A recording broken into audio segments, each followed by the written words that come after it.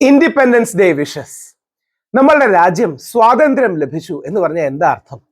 നമ്മുടെ രാജ്യത്തിലെ ജനങ്ങൾക്ക് വിദേശ ഭരണത്തിൽ നിന്ന് സ്വാതന്ത്ര്യം ലഭിച്ചു. നമുക്ക് സഞ്ചാര സ്വാതന്ത്ര്യമുണ്ട്, വോട്ട് ചെയ്യാൻ സ്വാതന്ത്ര്യമുണ്ട്, പരസ്പരം സാഹോദര്യത്തോടെ സൗഹാർദ്ദത്തോടെ ഈ രാജ്യത്ത് കഴിയാനുള്ള സ്വാതന്ത്ര്യമുണ്ട് തുടങ്ങിയ കാര്യങ്ങളാണ്.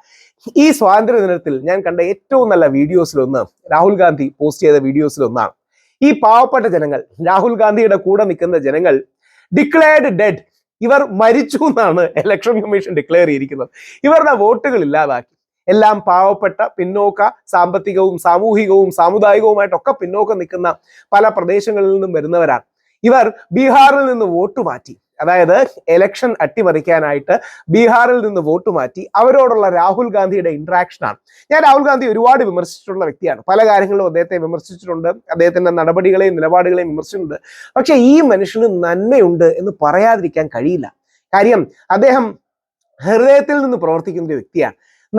ആത്മാവിൽ നന്മയുണ്ടെന്നൊക്കെ നമുക്ക് പറയും. അതുപോലെ a person who is good in soul, ആ നന്മയുള്ള വ്യക്തിയാണ് ശ്രീ രാഹുൽ ഗാന്ധി. അദ്ദേഹം ഇവരോട് ഇന്ററാക്ട് ചെയ്യുമ്പോൾ, അതായത് ഒരു സുഹൃത്തിനോട് ചോദിക്കുന്ന പോലെ ഡൽഹിയിൽ മുമ്പ് വന്നിട്ടുണ്ടോ, അവർ പറയുന്നത് ഇല്ല, എന്നാൽ ഡൽഹിയൊക്കെ ഒന്ന് കണ്ടിട്ട് പോകണം, തമാശകളൊക്കെ പറയുന്ന രീതിയിൽ ഈ എന്താ പറയുന്നത്, നാട്യമില്ലാത്ത ഒരു സാധാരണ മനുഷ്യൻ, നാട്യത്തോടു കൂടിയുള്ള വലിയ ബൊംബാസ്റ്റിക് പ്രസംഗങ്ങളൊന്നുമല്ല, ഒരു സുഹൃത്തും മറ്റൊരു സുഹൃത്തും അപ്പുറത്തെ ടേബിളിൽ സംസാരിക്കുന്നത് പോലെ സംസാരിക്കുന്ന രാഹുൽ ഗാന്ധി പല കാര്യങ്ങളിലും ഒരു മാതൃകയാണ്. രാഹുൽ ഗാന്ധിയുടെ ആ വീഡിയോ ഒന്ന് കാണാം, കാണേണ്ട വീഡിയോ ആണ്.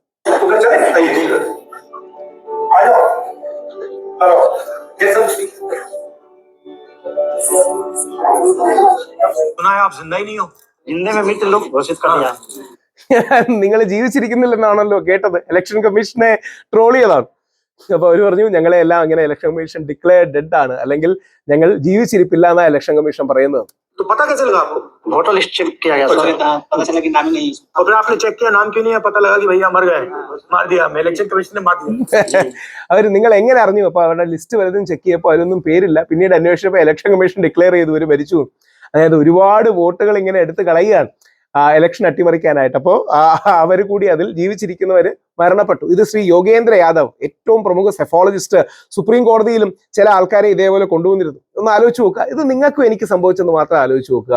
നമ്മൾ declare dead by election commission. നമ്മുടെ അച്ഛനും അമ്മയും നമ്മുടെ മക്കളും സഹോദരങ്ങളും വോട്ട് ചെയ്യാൻ ചെല്ലുമ്പോഴോ വോട്ടർ ലിസ്റ്റിൽ എടുക്കുമ്പോഴോ, വോട്ടർ ലിസ്റ്റിൽ പേരില്ലെന്ന് മാത്രമല്ല ഡിക്ലെയർ ഡെഡ്, നിങ്ങൾ ജീവിച്ചിരിപ്പില്ല, മരിച്ചുപോയി എന്ന് ഇലക്ഷൻ കമ്മീഷൻ ഡിക്ലെയർ ചെയ്യാൻ. आपको क्या लगता है, आप जैसे कितने लोग हैं? सर एक पंचायत में 50 लोग हो गए। आप कितने पोलिंग बूथ से हो? अभी सर मेरे 3-4 बूथ का है। ये 3-4 बूथ का है। 4 बूथ और इन 3-4 बूथ में और लोग हैं? ये और लोग हैं जो यहाँ तक अभी पहुँच नहीं पाए। ये राघोपुर विधानसभा से है, अभी वहाँ बाढ़ आई हुई है। इनको पता चला तेजस्वी जी की विधानसभा के हैं, तो उसमें देखा कि इन लोग को मृत दिखाया गया है। अब चुनाव आयोग ने जो सूची दी है, वो स्थानीय रूप से जो सूची बनी तो लोगों को मिल जाती है, और वो चुनाव आयोग ने इनको डेड घोषित किया गया। फॉर एग्जाम्पल माता जी हैं, ये 85 साल की उम्र।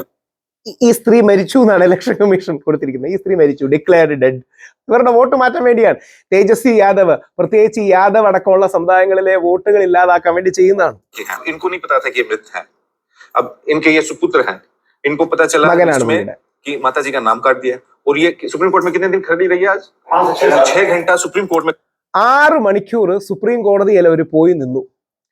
യോഗേന്ദ്ര യാദവ് അടക്കമുള്ളവർ സുപ്രീം കോടതിയിൽ ഇതിന്റെ സീരിയസ്നെസ് മനസ്സിലാക്കാൻ 6 മണിക്കൂർ. ഈ പാവപ്പെട്ട സ്ത്രീകൾ, ഇവരാണ് ജനാധിപത്യത്തെ സംരക്ഷിക്കുന്നത്, നമ്മളെ പോലുള്ളവരല്ല. ആലോചിച്ച് നോക്കുക, പാവപ്പെട്ട, പിന്നോക്ക, ദാരിദ്ര്യം അനുഭവിക്കുന്ന സ്ഥലത്തിൽ നിന്ന് തങ്ങളുടെ ഇലക്ഷനും വോട്ടവകാശവും ജനാധിപത്യവും രക്ഷിക്കാൻ സുപ്രീം കോടതിയിൽ പോയി 6 മണിക്കൂറോളം അവർ കുറ്റിയടിച്ച് നിന്നു എന്നുള്ളതാണ് സത്യം. इतने जागरूक अपना वोट बचाने के लिए यहाँ आए, वो अവർക്കാണ് സല്യൂട്ട്. भी है, लिखित में भी है, ऑफिशियली जहाँ इन्होंने मृत घोषित कर रखा है इनको। अब वही मांग है, बिहार में 65 लाख जिन मतदाताओं के नाम कटे हैं, आप उनमें हमें कोज ऑफ डिलीशन बताइए। चुनाव आयोग ने क्या किया है कि 65 लाख കോസ് ഓഫ് ഡിലീഷൻ, അത് വളരെ പ്രധാനമാണ്. ഇപ്പൊ സുപ്രീം കോടതി അത് പറഞ്ഞിട്ടുണ്ട്. സുപ്രീം കോടതി ഇലക്ഷൻ കമ്മീഷന് നല്ല പണിയാണ് കൊടുത്തിരിക്കുന്നത്. അതായത് സുപ്രീം കോടതി ഈ ഡിലീറ്റ് ചെയ്തവരുടെ ലിസ്റ്റ് കൊടുക്കണം, സെർച്ചബിൾ ഫോർമാറ്റിലായിരിക്കണം, കോസ് ഓഫ് ഡിലീഷനും കൂടി ചെയ്യണമെന്ന് പറഞ്ഞിട്ടുണ്ട്. उन्होंने कैटेगराइज किया कि 22 लाख मृत हैं, 36 लाख शिफ्टेड है कि किसी दूसरी जगह शिफ्ट हो गए, और कुछ डुप्लीकेट्स हैं। तो हम वो कह रहे हैं कि 36 लाख वो लोग कौन हैं जो शिफ्ट हो गए। मगर ये तो इलेक्शन कमीशन इंफॉर्मेशन देना नहीं चाहता ना। एग्जैक्टली, वो मतलब अगर देगा तो पूरा उनका गेम खत्म हो जाएगा। जी, आप बताइए आपके साथ क्या हुआ? അതായത് ഇലക്ഷൻ കമ്മീഷൻ തന്നാൽ ഇലക്ഷൻ കമ്മീഷൻ പരിപാടി തീർന്നു. ഇത് ഈ ചെറിയ വോട്ട് ഡിഫറൻസ് ഉള്ള സ്ഥലങ്ങളിൽ എൻ മാസേ വോട്ട് ഡിലീറ്റ് ചെയ്യുന്ന ഒരു പരിപാടിയാണ് ചെയ്യുന്നത്. ഇലക്ഷനൊക്കെ കഴിഞ്ഞ് 2 ആഴ്ചയും 3 ആഴ്ചയും കഴിയുമ്പോൾ അതിന്റെ ചൂടും കാര്യങ്ങളും ഒക്കെ പോവും. പിന്നീട് അതായത് റിസൾട്ട് ഒക്കെ വന്നു കഴിഞ്ഞ് പിന്നീട് ആരും ഇതൊന്നും മൈൻഡ് ചെയ്യില്ല. പിന്നീട് അടുത്ത ഇലക്ഷൻ വരുമ്പോഴേ നമ്മൾ ആലോചിക്കും. നമ്മളെല്ലാവരും അങ്ങനല്ലേ. അപ്പോ ഇത് ടെക്നിക്കലി അവർക്ക് നഷ്ടമായി, ഞങ്ങൾക്ക് എന്ത് ചെയ്യാൻ പറ്റും എന്നൊക്കെ പറയാൻ വേണ്ടിയുള്ള ഒരു ന്യായീകരണം ഉണ്ടാക്കാനാണ്. तो हमको बोले कैसे तो हम कल हो उनके घर पे जाके दे दिए आधार कार्ड, बैंक का पासबुक का फोटो कॉपी और फोटो दे दिए। तो बोले ठीक है जाओ। उसके बाद जब नाम आया तो उसमें मेरा मिनट में नाम घोषित हो गया। आपको क्या लगता है ये गलती से हुआ? ये हम राघोपुर से हम लोग आते हैं इसलिए तेजस्वी जी को हराने के लिए ध्यान में किया गया। തേജസ്വി യാദവിനെ തോപ്പിക്കാൻ വേണ്ടി ചെയ്യുന്നതാണ്. അതായത് യാദവ മുസ്ലിം വോട്ടുകളാണ് അവരുടെ ഏറ്റവും വലിയ കോറായിട്ടുള്ളത്. ഓരോ പാർട്ടിക്കും അങ്ങനെ ഒരു സാമുദായിക വോട്ടുണ്ട്. അതിനർത്ഥം ബ്രാഹ്മണരാരും തേജസ്വി യാദവിന് വോട്ട് ചെയ്യുന്നില്ലെന്നോ അല്ലെങ്കിൽ ഒരു ചെറിയ ശതമാനം മുസ്ലിങ്ങളെങ്കിലും BJPക്ക് വോട്ട് ചെയ്യുന്നില്ലെന്നോ അല്ല. അങ്ങോട്ടും ഇങ്ങോട്ടും ഒക്കെ വോട്ടിംഗ് നടക്കും. പക്ഷെ പ്രധാനമായിട്ട് തേജസ്വി യാദവ് എന്ന് പറയുന്ന പിന്നോക്ക കൺസോൾട്ടേഷൻ ഉള്ള ആ വിഭാഗത്തിൽ നിന്ന് ഉയർന്നു വരുന്ന ഒരു നേതാവിനെ തോപ്പിക്കാൻ വേണ്ടി ചെയ്യുന്ന കള്ളത്തരങ്ങളാണ്. हम यही बोलेंगे महागठबंधन मिलकर किसी तरह बिहार को बचाइए। बिल्कुल बिल्कुल बिल्कुल नहीं, हमारी तो पूरी कोशिश है इसको मतलब रोकने की कोशिश कर रहे हैं, हम मिलकर कर रहे हैं। हम ये RJD और हमारी पार्टी मिलकर रोक देंगे। അവിടെയും എനിക്ക് രാഹുൽ ഗാന്ധിയുടെ ആ വിനയം ഇഷ്ടപ്പെട്ടത്. RJD ഞങ്ങളും കൂടി ഇത് പരമാവധി ശ്രമിക്കുന്നുണ്ട് എന്ന് പറയുന്ന ഒരു മാന്യതയും നന്മയും ഉണ്ട്. അവരുടെ കൂടുള്ള പാർട്ട്നേഴ്സിനെയാ ഞങ്ങൾ കോൺഗ്രസും പിന്നെ അവിടെ RJDയും ചെയ്യുന്നു എന്നല്ല, RJDയും ഞങ്ങളൊക്കെ ഒരുമിച്ച് ശ്രമിക്കുന്നുണ്ട്. ഇത് എല്ലാവരും ശ്രമിക്കേണ്ടതാണ്. BJPയും കോൺഗ്രസും കമ്മ്യൂണിസ്റ്റും എല്ലാവരും ശ്രമിക്കേണ്ടതാണ്. കാര്യം വോട്ടുകൊള്ള ജനാധിപത്യത്തെ ഇല്ലാതാക്കും. बेमानी नहीं होगी, रोक देंगे, वोट चोरी नहीं होने देंगे। ठीक है, बहुत अच्छा लगा आपसे मिलकर। ആ ബോഡി ലാംഗ്വേജ് ഒക്കെ എത്ര സിമ്പിൾ ആണ്. दिल्ली में रात में आए हैं, നല്ല കോൺവെർസേഷൻ ആണ്. सुप्रीम कोर्ट में था ना? ये दिखाई थोड़ी नहीं, ദില്ലി കണ്ടോ? आए हैं सुबह से सुप्रीम कोर्ट में। थोड़ा देख के जाओ ना। दिल्ली आए तो दिल्ली पहले आए हो, थोड़ा दिखाओ ना दिल्ली। ദില്ലി കണ്ട് കാണിക്കും. नहीं तो कैसे देखेंगे दिल्ली? ഞങ്ങളെ കൊന്നു കളഞ്ഞല്ലേ, ഇല്ലാത്തോണ്ട് ഇങ്ങനെ കാണുമോ? वहां से जिंदा होके आए ना? You can say कि no entry was required. Enter all the places. Ticket भी नहीं चाहिए। Ticket नहीं चाहिए. Every entry place you can. नहीं मरे हुए तो टिकट कैसे दिया? ആ നന്മയുള്ള മനുഷ്യനാണ്, ഡ്രാമയൊന്നുമില്ല. നിങ്ങളെ കൊന്നുകളഞ്ഞ ഈസിക്കെതിരെ നമുക്ക് രാജ്യവ്യാപകമായ പ്രക്ഷോഭം ഉണ്ടാക്കണം എന്നുള്ള ഡ്രാമയും കാര്യങ്ങളും ഒന്നുമില്ല. ഗുവാ വിളികളില്ല, വെല്ലുവിളികളില്ല, ഓവർ ഡ്രാമയോ ഇമോഷനോ ഇല്ല. അതായത് നമ്മൾ ഫ്രണ്ട്സിനോട് സംസാരിക്കുന്ന രീതിയിൽ സംസാരിക്കുന്ന ഒരു രാഹുൽ ഗാന്ധി ഇത് രാജ്യത്തിന് ഒരു അസറ്റ് തന്നെയാണ്. പ്രത്യേകിച്ച് പ്രതിപക്ഷ നേതാവാണ്, ഷാഡോ പ്രൈം മിനിസ്റ്റർ ആണ്. ഈ രീതിയിലുള്ള കോമൺ മാൻ ഇന്ററാക്ഷൻ അത് വലിയ രീതിയിൽ ശ്രീ അരവിന്ദ് കെജ്രിവാളൊക്കെ വളരെ സക്സസ്ഫുള്ളി ചെയ്യുന്ന ഒരു കാര്യമാണ്. ഇത് രാഹുൽ ഗാന്ധിയുടെ തന്നെ വലിയൊരു എന്താ പറയണേ റീപൊസിഷനിങ് ആണ്. രാഹുൽ ഗാന്ധി വീണ്ടും ഇന്ത്യയെ കണ്ടെത്തുകയാണ്.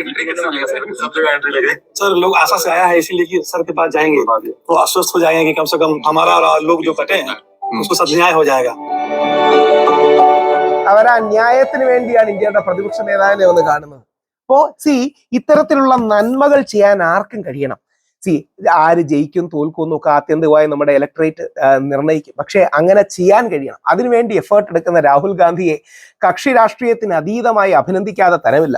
ഏഷ്യാനെറ്റിൽ കണ്ട നല്ലൊരു വീഡിയോ ആണ്, വളരെ പവർഫുള്ളും സിംബോളിക്കുമായ വീഡിയോ ആണ്.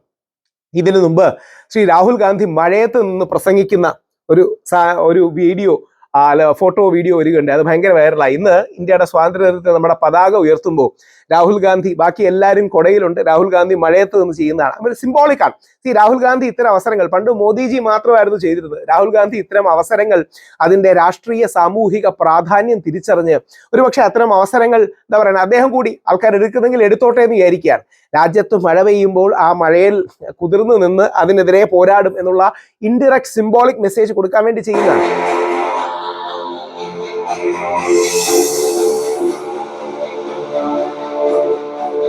ഏഷ്യാനെറ്റ് ആണ് കൊടുത്തിരിക്കുന്നത്.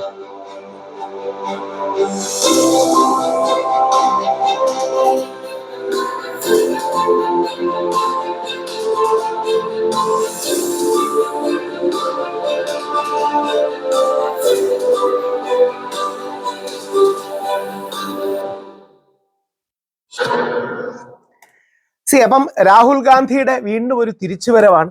അദ്ദേഹം ലോകസഭാ പ്രതിപക്ഷ നേതാവായപ്പോൾ ഗാന്ധി സിന്ദാഹ എന്നൊക്കെ പറഞ്ഞ് നമ്മുടെ പരമശിവന്റെ ചിത്രം എടുത്തുയർത്തിയിരുന്നു. പിന്നീട് ഹരിയാന അടക്കമുള്ള ഇലക്ഷൻ ഗ്രാഫ് താഴോട്ട് പോയി. ഇപ്പോൾ വീണ്ടും കുതിച്ചുയരുകയാണ്.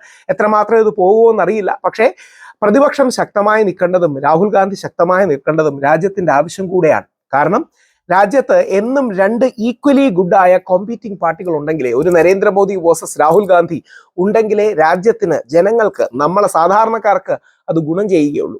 ഏതെങ്കിലും രീതിയിൽ മൃഗീയമായ ഭൂരിപക്ഷമോ മൃഗീയമായ ആധിപത്യമോ ഏത് പാർട്ടി കിട്ടിയാലും അത് ദോഷമേ ചെയ്യുകയുള്ളൂ.